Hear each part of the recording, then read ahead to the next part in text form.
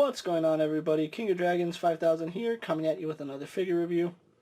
Today we'll be having a look at the Star Wars Black Series Best Buy exclusive, the Heavy Infantry Mandalorian. And so here we have the Heavy Infantry Mandalorian pose and out of the packaging. Before we have a look at the figure, let's actually take a look at what he comes with.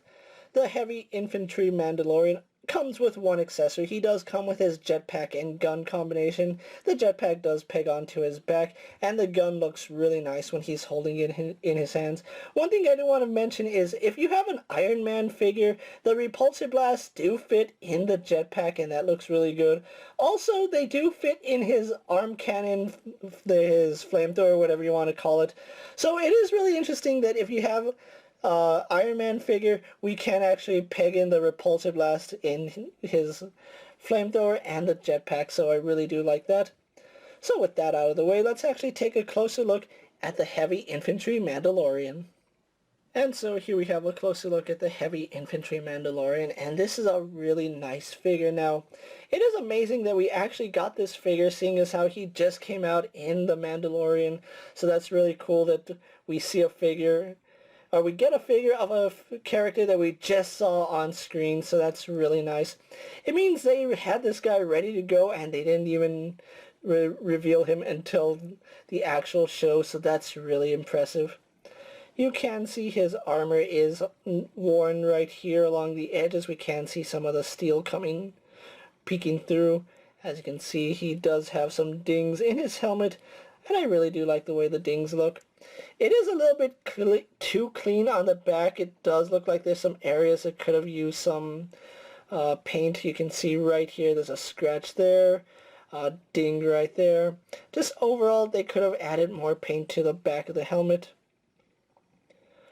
But overall, you can obviously tell that he is a Mandalorian, and I really do like that the rangefinder is on the left side instead of the right side, and it's big and bulky just like this character.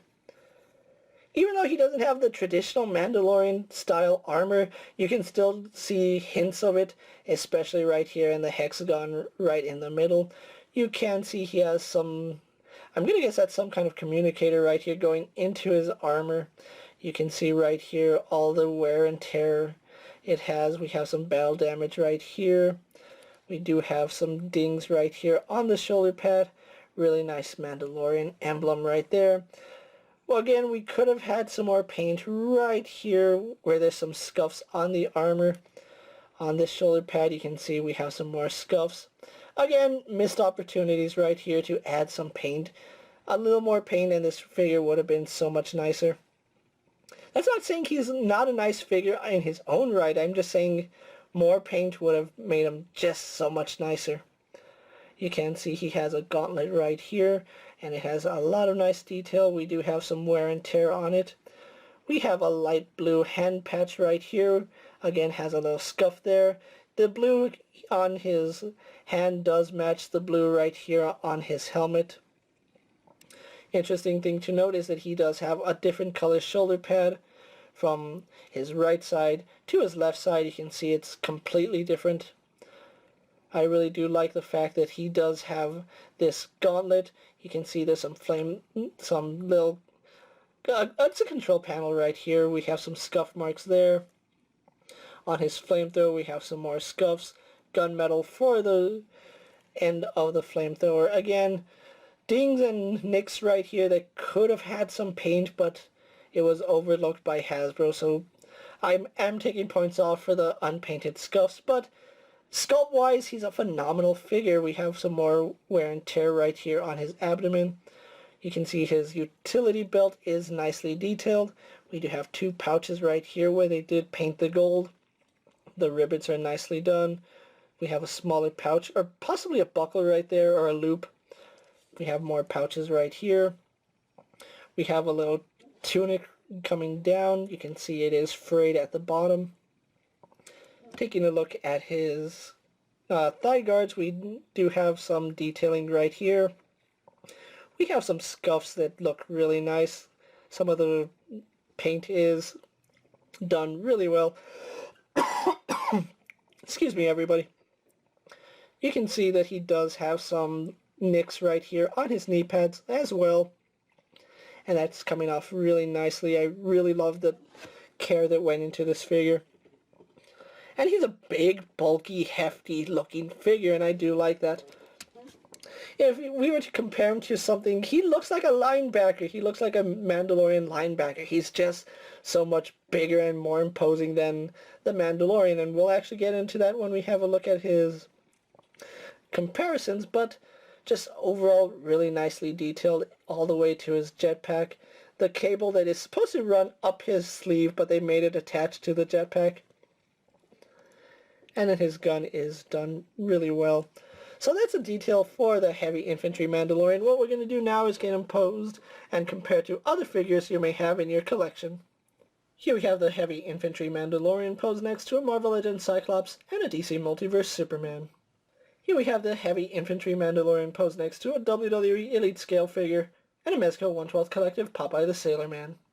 And finally, here we have the Heavy Infantry Mandalorian posed next to a Black Series Cara Dune and the Mandalorian. So with the comparisons out of the way, let's actually move on to his articulation. Now, I am going to take his jetpack off just so we can go over his articulation, because this does hinder it a little bit. He does have a ball joint in the head. He can look up slightly, can really look down. We get some really nice head tilt on him. Does turn left and right. We have a ball joint down in the neck, so he can look down a little bit further, can look up a little bit further, and combining both of those, we get really nice head pivots, so I love his head movement. We do have a slight butterfly joint, which does help for him holding his weapon.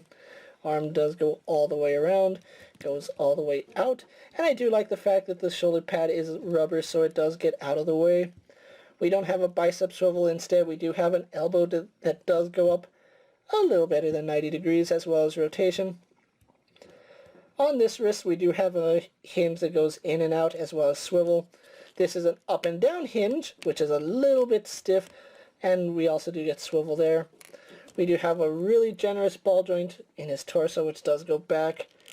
Doesn't go too far forward, goes side to side, rotates no problem, so really good movement there. Hips do kick forward to about there. Don't really kick too far back, and it's not hindered by this, it's just hindered by the sculpting. Legs go out a surprising amount. Can they go almost horizontal? Practically, he does do a full split. Surprised. Most Marvel Legends can't even do that. We do have a thigh swivel, which is nicely hidden behind his armor. Double bend in the knee, goes back to about that far. It is a little bit stiff, so do be careful with yours. No boot swivel, but we do have a hinge in the ankle, which does go back all the way. Really impressed by that. Doesn't go too far forward because it is hindered by his armor, and it's that way on both sides.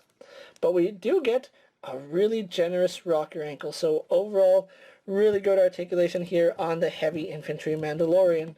So, with that out of the way, guys, let's get him posed for my final thoughts, and then we'll wrap up this review.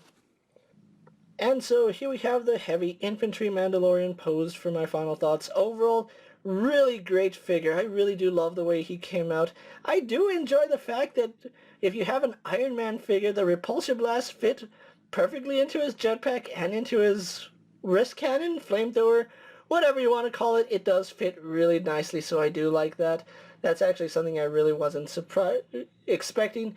And shout out to Fush Wobo for showing that off. I did see it on his Instagram.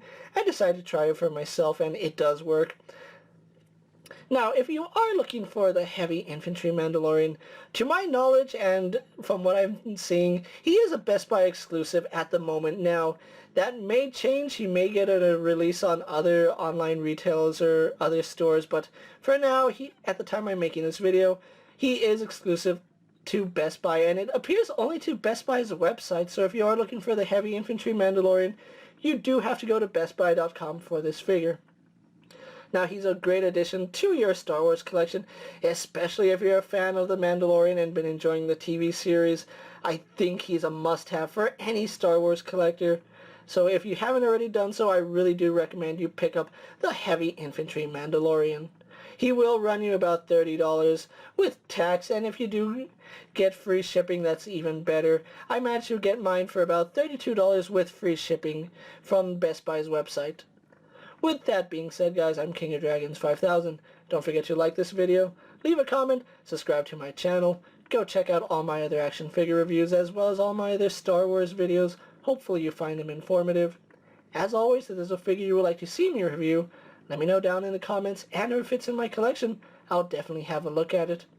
While you're at it, check out my Instagram account for new and exciting action figure photos, and as always, ring that bell to be notified every time I upload a video. Until next time, guys, I'll see you later. Take care, everyone.